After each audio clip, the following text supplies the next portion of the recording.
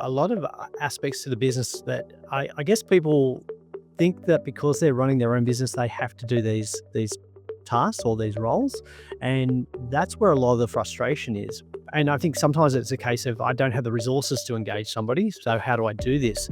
But let's focus on one of the core issues that you're very good at, and I think was one of those key frustrations that was coming through is how do we identify the right type of client for our business? What's the process?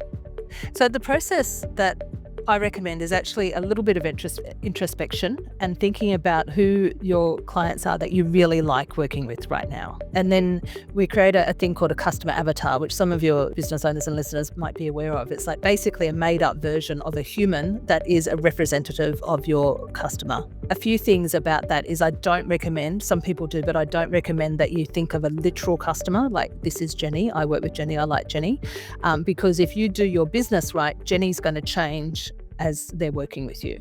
So the Jenny that you know now, 5 years after you've been working with her, isn't the Jenny that met you on the first day when she needed your services.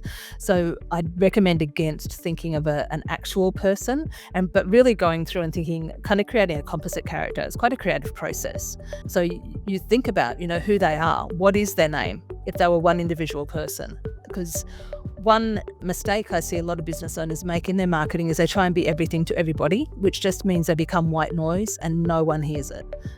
Human beings are very adept at only seeing what interests them, which is why we end up with echo chambers on social media and why the algorithms work, because you show an interest in something, you get more of that something and more of that something and more of that something.